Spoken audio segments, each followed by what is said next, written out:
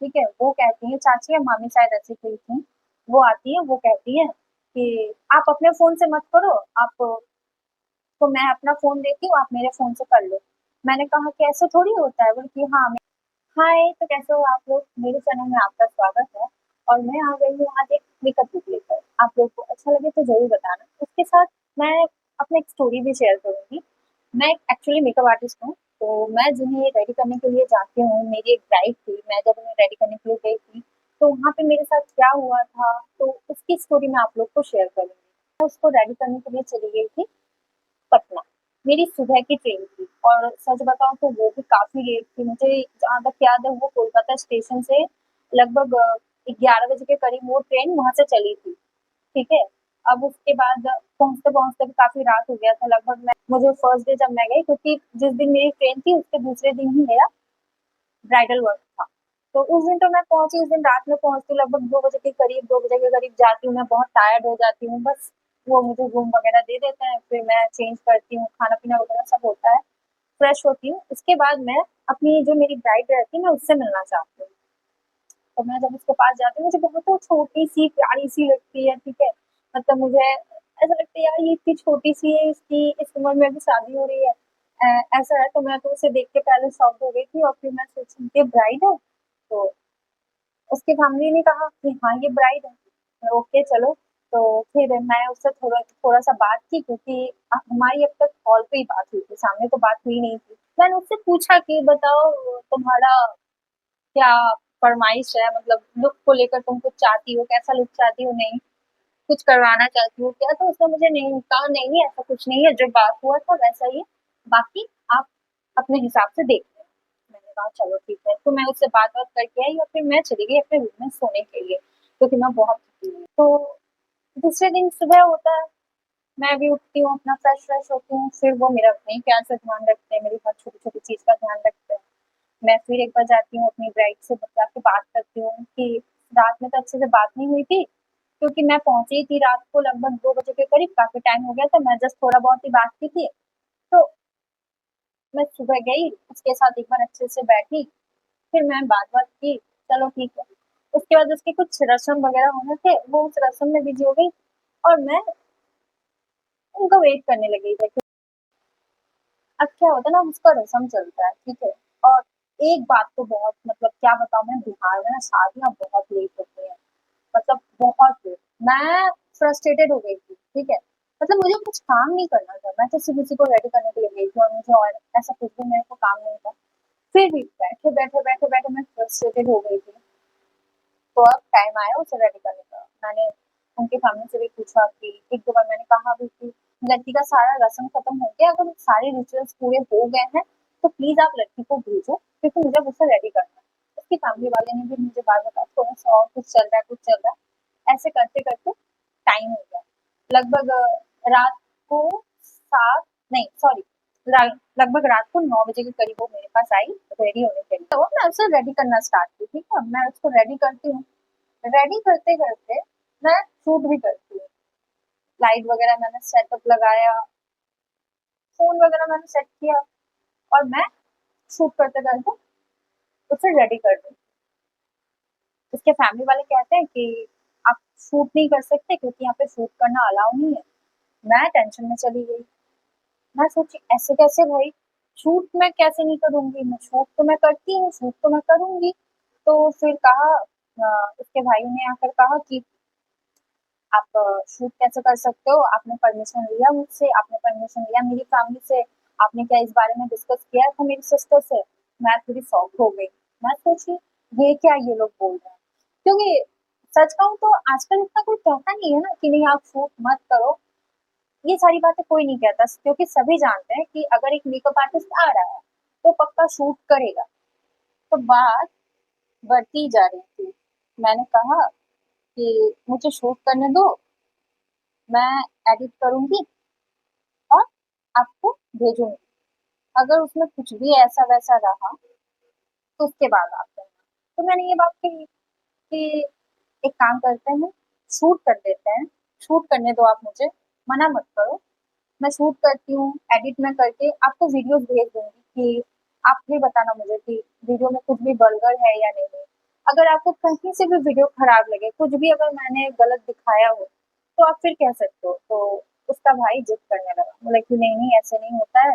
फिर नहीं, फिर उनकी ना चाची आती है, ठीक है? वो कहती है, चाची या मामी शायद ऐसी कोई थी, वो आती है, वो कहती है कि आप अपने फ़ोन से मत करो, आप तो मैं अपना फ़ोन देती हूँ, आप मेरे फ़ोन से कर लो। मैंने कहा कि ऐसे थोड़ी होता है, बोली कि हाँ, मेरे फ़ोन से कर लो, हम आपको वीडियो भेज देंगे। बोले ऐसे थोड़ी होता है, मैं काम करने आई हूँ। तो अब उसके भाई को ना गुस्सा आने लगा था, ठीक है?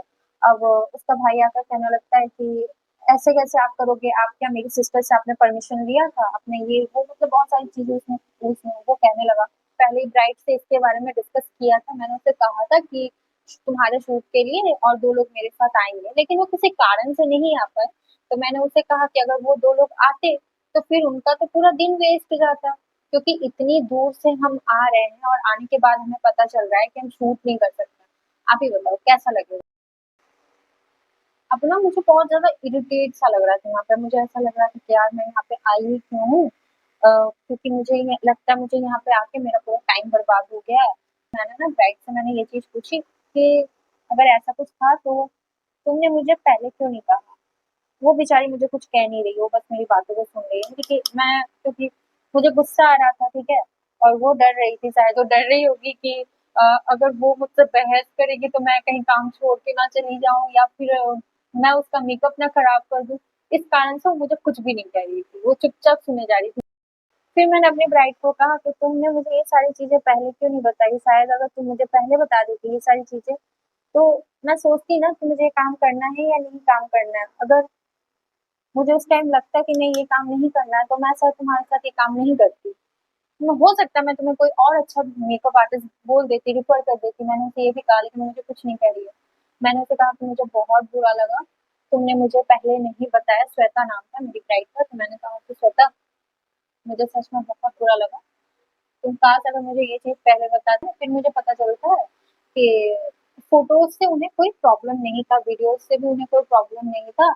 रीज़न कुछ और था, मतलब कि उसकी बहन को भी कोई प्रॉब्लम नहीं था, उसके भाई को भी या उसके फैमिली में किसी को कोई प्रॉब्लम नहीं था, ठीक है? तो मतलब एक चीज़ मुझे ना, एक छोटी-सी चीज़ मुझे हज़ार तरीके से समझ में आ रही। मुझे तो यही उस टाइम लग रहा था।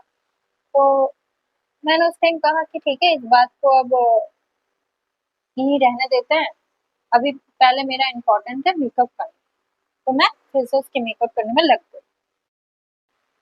तो अब मैं करूँ तो करूँ क्या? फिर मैंने अपनी ब्राइड से कहा कि देखो, तुम्हारी प्राइवेसी सच में बहुत इम्पोर्टेंट है, लेकिन मेरा काम भी उसी तरह मेरे लिए इम्पोर्टेंट है। अगर तुम मुझे पहले क्लियर करती, तो मैं भी क्लियर रहती। अब मैं इतनी दूर आई हूँ, मेरे एक काम में 3 दिन चला गया, और तुम मेरी रियल क्लाइंट हो। अब देखो, हम मेकअप आर्टिस्ट हैं, बहुत सारी मेकअप आर्टिस्ट को पता होगा, हम लोग सिर्फ और सिर्फ रियल क्लाइंट पे ही काम नहीं करते हैं, हम फोटो शूट भी करते हैं, ठीक है? बहुत सारी मेकअप आर्टिस्ट जो होती है, वो हमेशा कंटिन्यू अपना स्टूडियो में भी पोर्टफोलियो बनाने के लिए फोटो शूट करती रहती है।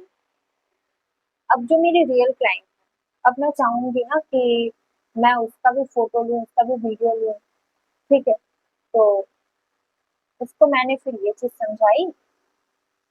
उसके बाद मैंने कहा कि तुम्हारी प्राइवेसी से मुझे कोई प्रॉब्लम। फिर मैंने उसे ये चीज कहा कि तुम्हारी प्राइवेसी जिस तरह इम्पोर्टेंट है ना, उस तरीके से हमारा काम भी इम्पोर्टेंट है। मैंने कहा अगर चीज पहले क्लियर हो जाती तो सही था, लेकिन ऐसा कुछ मुझे पहले तुमने नहीं बताया, जबकि मैं तुम्हारे साथ हर चीज को लेकर डिस्कस करती थी, लेकिन तुमने तब मुझे कुछ नहीं बोला, ठीक है? तो फिर कहती है वो कि एक्चुअली प्रॉब्लम ये है, मेरे पापा को प्रॉब्लम था, क्योंकि गांव वाले लोग हैं ना, मजाक बना देंगे, तरह तरह की बातें करेंगे। हम लोग अपने फोटो फोटो वाले भैया को भी हमने बोल रखा था कि ठीक है, आप फोटोज फेस पे किसी पे अपलोड मत करना। फिर मैं अपनी ब्राइड को रेडी करती हूँ। इतना सब होने के बाद भी मेरी ब्राइड सच में बहुत प्यारी लग रही थी। फिर कुछ देर के बाद क्या होता है, उनकी मामी या जो चाची थी, ठीक है, वो आके मुझे कहती है कि सॉरी सॉरी, बुरा मत मानिएगा, ऐसा होता है, हमें भी पता है कि आपका काम नहीं हुआ, आप इतनी दूर से आई हैं, आप भी समझिए। उन्होंने उन्होंने भी मुझे सेम बात ही कही। उन्होंने भी कहा कि कोई बात नहीं, अगर आपके पास इनका फोटो नहीं है तो क्या हुआ, आप किसी और का तो ले लोगे, आपके पास तो आए दिन आते ही रहते हैं। मैंने कहा कि छोड़ो आंटी, आप समझोगे ही नहीं कि कितना इम्पोर्टेंट होता है। आप अगर मेरी जगह रहते तब समझते इस चीज को। जाते टाइम उनके साथ साथ और भी कुछ लोग वहाँ पे आते हैं, वो भी कहते हैं कि आपने मेकअप बहुत अच्छा किया था, वो हमें बहुत अच्छा लगा था। तो फिर जब मुझे स्टेशन छोड़ने के लिए जाते हैं तो उनके भाई भी कहते हैं कल के लिए सॉरी, हम लोग जानबूझ के नहीं करना चाहते थे। एक्चुअली मेरी दीदी और मैं भी चाहता था कि आप उनका वीडियो लो, फोटो लो, लेकिन प्रॉब्लम ये था कि मेरे पापा को प्रॉब्लम था, वो मना कर रहे थे इसी कारण से। हम बोले छोड़ो, रात गई बात गई। मेरा उन्होंने मुझे वहां से स्टेशन ड्रॉप कर दिया, फिर मैंने अपना ट्रेन लिया और फिर मैं घर आ गई। तो ये फाइनल।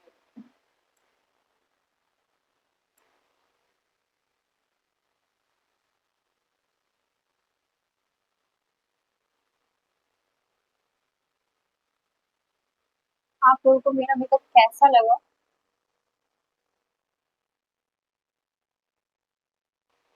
तो जरूर बताना। आप लोगों को मेरा ये look कैसा लगा, अच्छा लगा बुरा लगा, जैसा भी लगा, लेकिन कमेंट जरूर करना, ठीक है। अगर क्योंकि कुछ मेरी अगर गलती होगी तो मैं उसे फिर से ठीक करने की कोशिश करूंगी और इसके बाद में दूसरी स्टोरी लेकर आऊंगी आप लोगों के साथ। मेरा चैनल जरूर देखिए, लाइक कीजिए, सब्सक्राइब कीजिए। तब तक के लिए टाटा।